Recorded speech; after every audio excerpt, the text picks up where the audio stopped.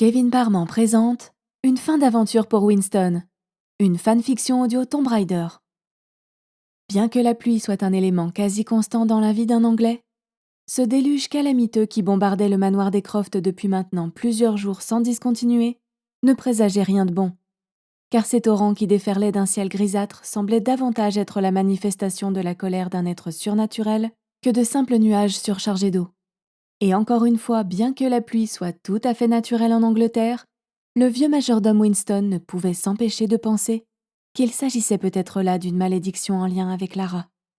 Craignant que sa protégée ait échoué dans l'une de ses quêtes pour retrouver un artefact qui devait préserver la planète d'un terrible cataclysme, Winston se rendit compte qu'il était en proie à une peur incontrôlable qui l'empêchait de vaquer comme d'habitude à ses obligations de majordome.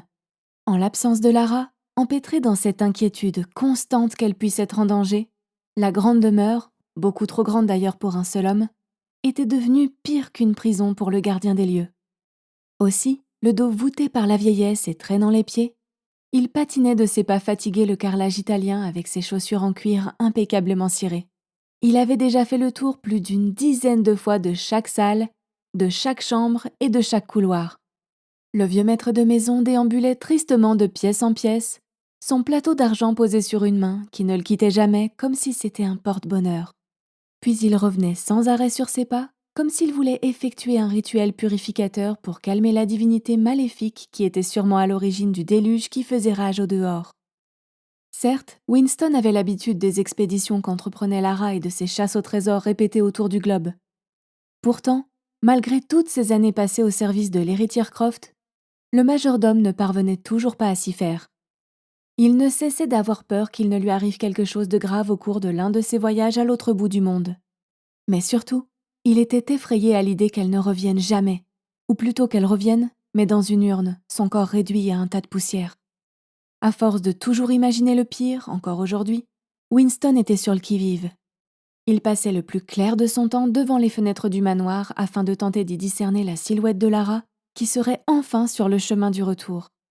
Mais ce jour-là, à cause de la météo qui rendait l'horizon flou et invisible, il était plutôt à l'affût du moindre bruit incongru et inhabituel qui viendrait perturber cet opéra diluvien. Puis soudain, Winston poussa un long soupir de soulagement en entendant enfin le bruit caractéristique d'une moto qui se rapprochait. « Merci Seigneur !» s'exclama-t-il d'ailleurs spontanément en se rendant compte que sa Lara était encore en vie, mais aussi et surtout que bientôt, il n'allait plus être la seule âme à occuper l'immense manoir. Pressant ses vieilles jambes usées autant par l'âge que par les tâches, Winston parvint à rejoindre la porte d'entrée plutôt assez rapidement, compte tenu de son habituelle allure de vieillard. Puis, arrivé devant la grande porte, il reprit son souffle et se posta, immobile comme une statue, non loin de cette haute porte en bois d'olivier, avant de tendre l'oreille attentivement. 1, 2, 3, 4, marmonna-t-il en pensée, imaginant et comptant les pas de Lara en train de fouler le gravier pour que, le moment venu, il puisse lui ouvrir la porte pile au dernier moment. 5, 6, Dieu soit loué, son Alzheimer ne semblait pas sévir aujourd'hui. Et une fois qu'il entendit Lara respirer bruyamment, signe qu'elle était toute proche de la porte, Winston projeta précipitamment sa main ridée et tremblotante sur la poignée en cuivre et ouvrit en grand l'entrée du manoir, pour rester interdit et décontenancé, car quelle ne fut pas sa surprise de ne trouver personne.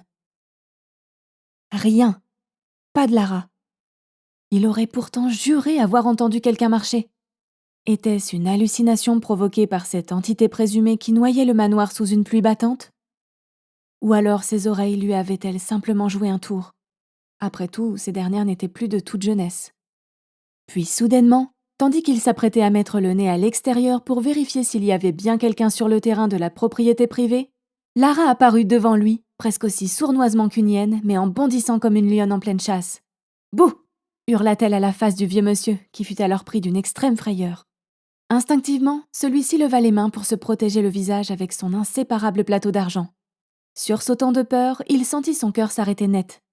Fort heureusement néanmoins, le franc coup de poing amical que lui asséna Lara sur son épaule fragile eut l'effet d'un défibrillateur et fit repartir son cœur, rendu fragile et souffreteux, aussi bien par les soucis que par les années. Revenu de sa surprise, Winston était cependant encore tellement sous le choc de son arrêt cardiaque qu'il confondit Lady Croft avec un ange tombé du ciel, malgré sa vraie dégaine de survivaliste.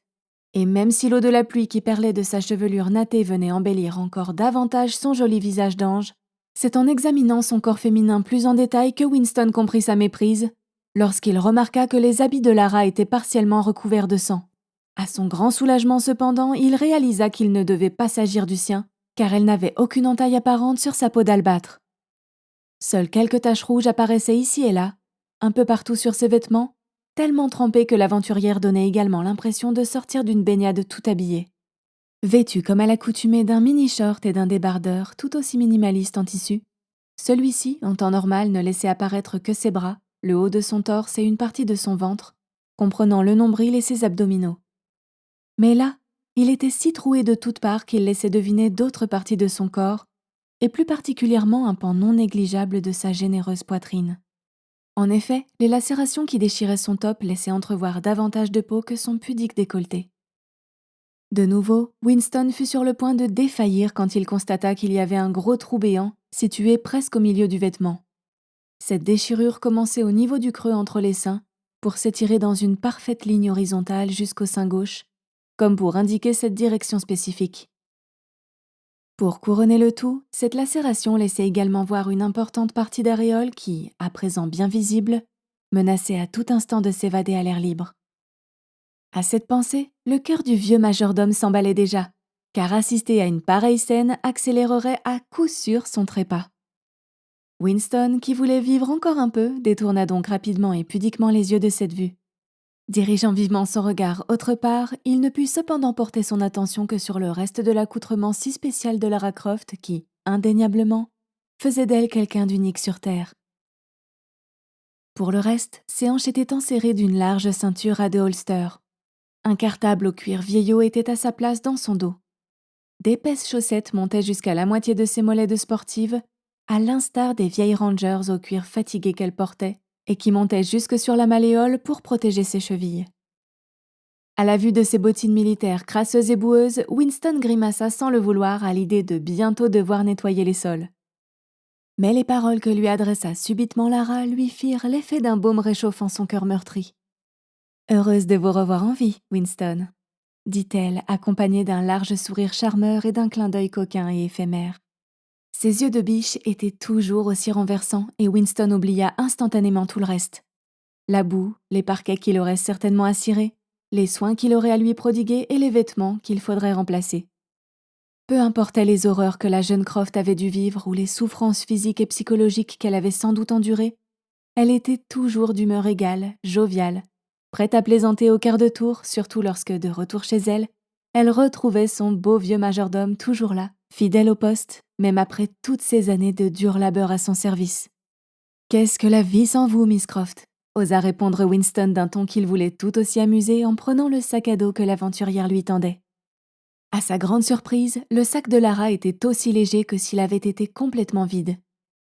De sa faible voix quasi incompréhensible, sauf pour Lara, qui était bien la seule personne au monde à comprendre et à traduire ses marmonnements en paroles, Winston dit alors : « Qu'avez-vous pris aux momies d'Égypte ? Seulement le sable de leur pyramide, finit-elle par dire toute joyeuse. Puis elle déposa une bise de salutation acidulée contre la joue flétrie de Winston, près de sa bouche pâteuse à l'haleine forte. La sueur corporelle à l'odeur de thé de la jeune femme s'insinua dans les fines narines du vieillard, comme une forte empreinte d'encens, et dès lors, Winston ne pensa plus qu'à ça. Puis, plus un mot ne franchit les appétissantes lèvres pulpeuses au goût fruité de Lara, car, comme d'ordinaire lorsqu'elle revenait dans son manoir à la fin d'une aventure, elle se rendait immédiatement à l'étage, montant les marches des escaliers 4 à 4 pour profiter d'un temps de calme lors d'une douche relaxante. C'était le même rituel à chaque fois et, tandis que Lara se réchauffait et se délassait sous l'eau bienfaisante d'une douche, pour changer avec l'eau de la pluie du jour, Winston, lui, occupa son temps en lui cuisinant un petit repas à grignoter. Ce n'était pas grand-chose, en tout cas pas de quoi nourrir un sans-abri selon son point de vue. Il n'y avait en effet qu'une tranche de bacon frit, un seul œuf brouillé, un unique toast beurré et tartiné à la marmelade d'Écosse, une ridicule cuillère de haricots blancs cuits dans une sauce tomate, une minuscule saucisse avec une pomme de terre, tout aussi minuscule, et rien d'autre.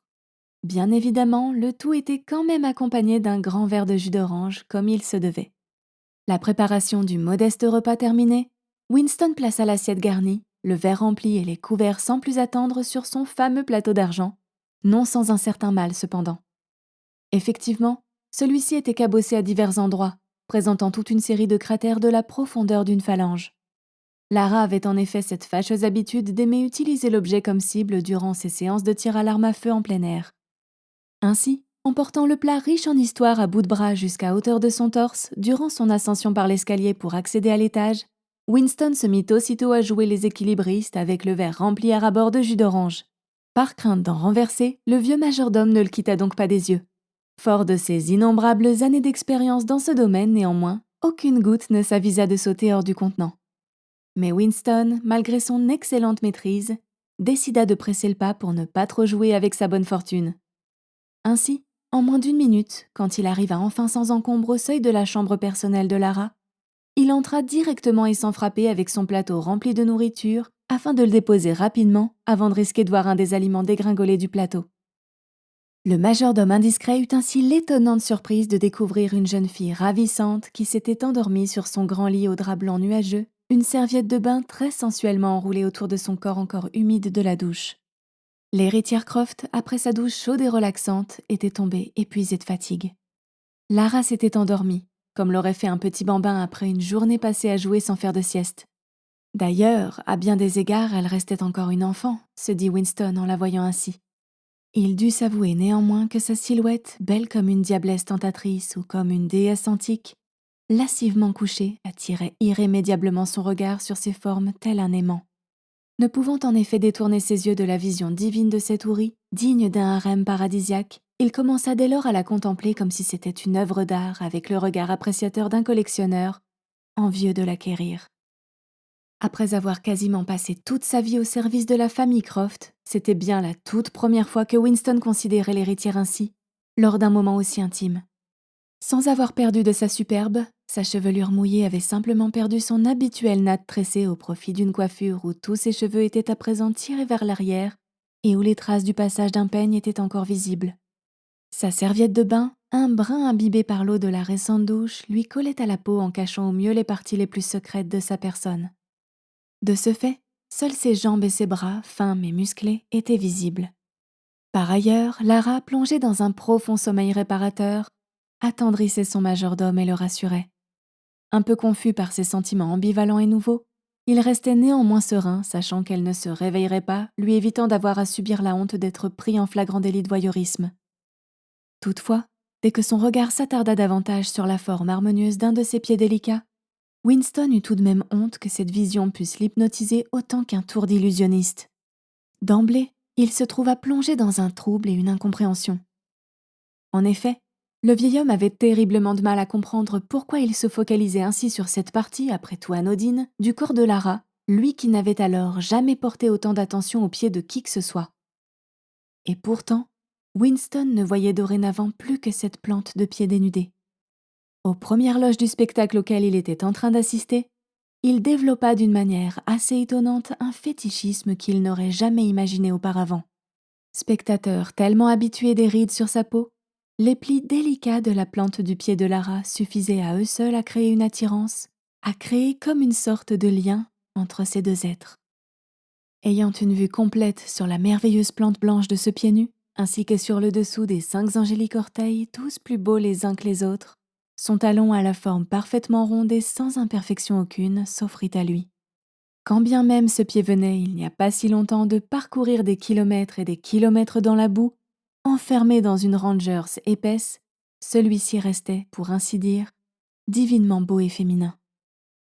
De la même façon, le subtil trio de couleurs de sa peau, mêlant à la fois un léger rose, une pâleur presque diaphane, et laissant apercevoir quelques touches allées, couleurs parfaitement réparties comme sur une toile de maître, faisait plutôt penser à un délicieux pancake dégoulinant de sirop d'érable.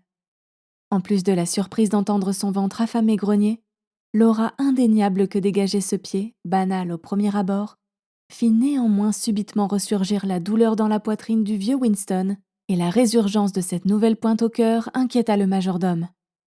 Sa tête dégarnie commença alors à dodeliner dangereusement comme une tortue marine matriarche et, presque dans la même seconde, il ressentit un frisson intense lui traverser le corps.